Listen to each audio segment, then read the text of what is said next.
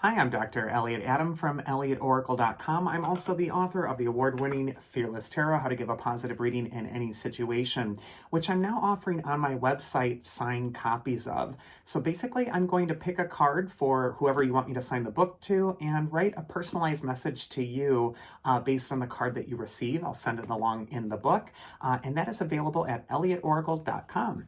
It is time for this week's Oracle reveal. So earlier today on Instagram, I placed up a photo of 3 different cats, and I asked you to use your intuition and just ask yourself which animal is getting caught in your head, because that animal has your message. And the 3 cats were the Lynx, the Jaguar, and the Black Panther. So if you're just joining me now, ask yourself which animal is getting caught in your head, because that animal has your message. So for those of you who picked the Lynx is long associated with intuition, psychic ability. The Lynx is a creature of mystery.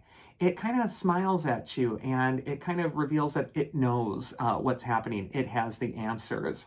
And so the Lynx could also indicate that it's important for you to trust your inner knowing at this time. You know actually more than you think you know.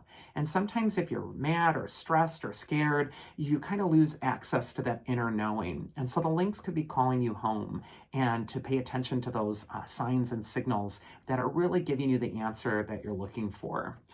First for Lynx is where it's best to place your focus this next week. And we got the Knight of Cups. In the tarot, he's the messenger of love. The Knight of Cups is also a master of communication. He's going to often put difficult concepts into words or difficult feelings into words. The Knight of Cups has the winged helmet and shoes of Mercury, the messenger god.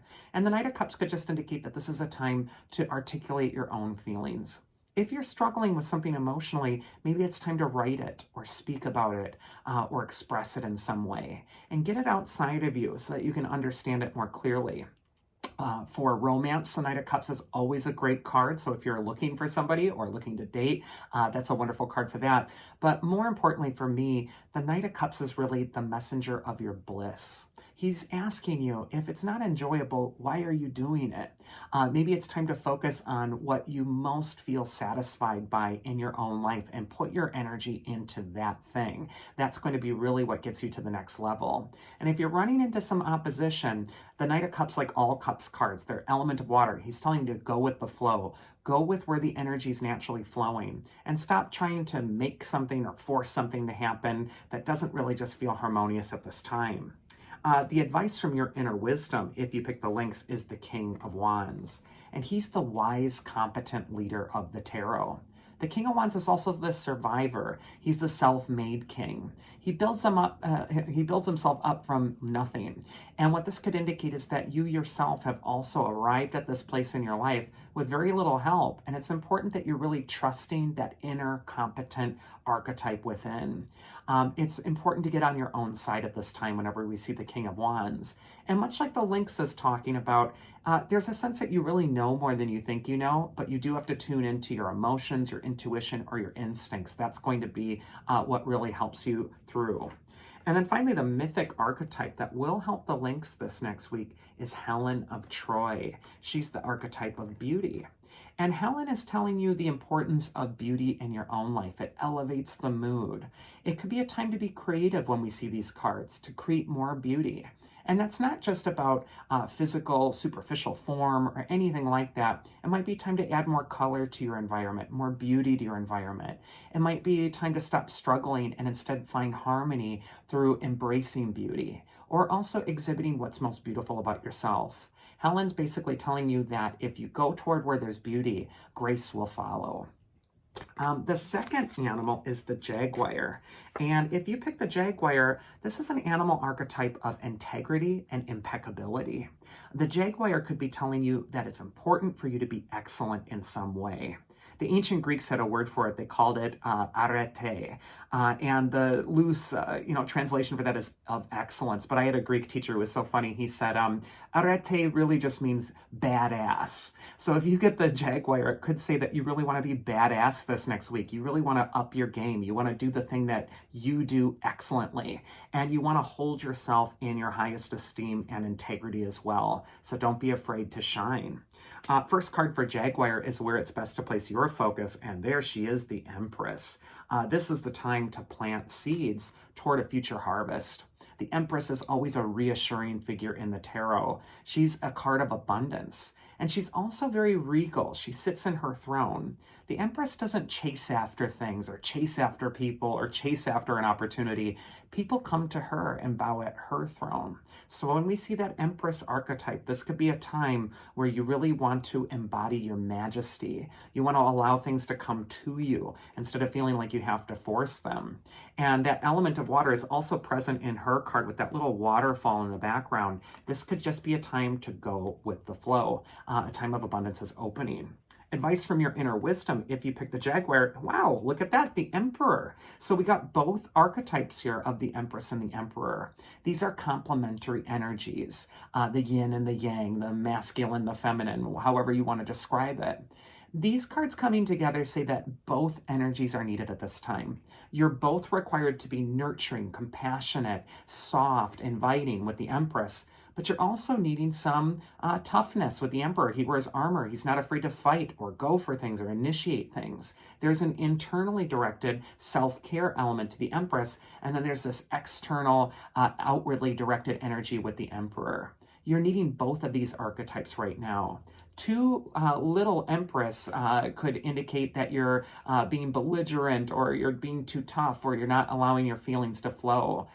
Too little Emperor could be saying that you're a doormat right now. You're not putting up your boundaries. So it's important that you have both of these archetypes in play this next week.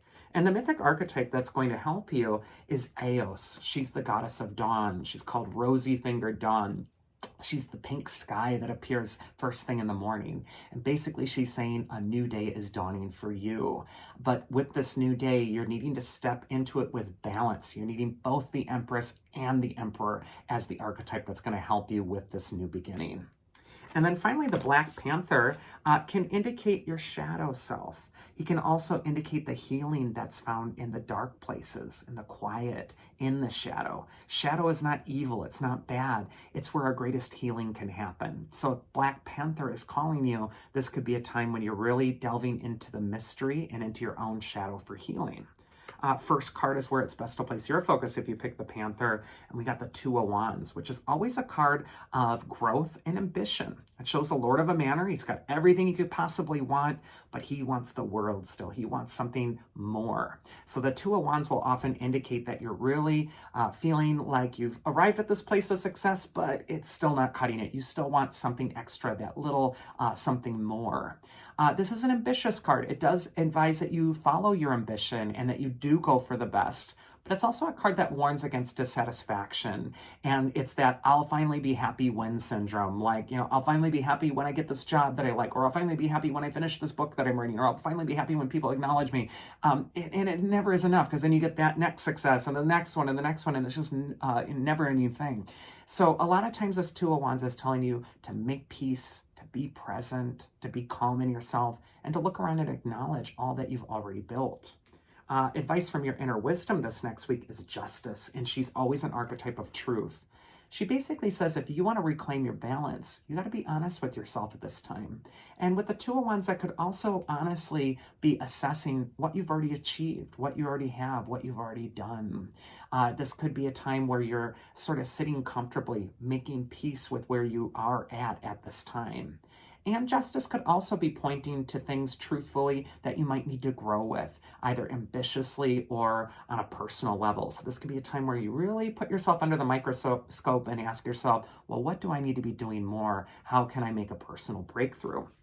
And the mythic archetype that is going to help you is Flora. She's a goddess associated with spring and renewal. And it looks like you're on the edge of the diving board. You're just about to launch into a wonderful, exciting new phase. And it's a phase of renewal. But you're also needing to get in alignment with your inner honesty and ask yourself, what is it that you really want to accomplish? What is it that is important to do next? Flora can help you do that. And she also tells you to look toward your opportunities this spring. And that is this week's Oracle. I do hope you enjoyed it. If you did, you can always check me out at elliotoracle.com. You can also pick up a signed copy of Fearless Tarot there. Otherwise, I hope you all have a safe, wonderful, happy, wonderful week, and I will see you again next time. So take care.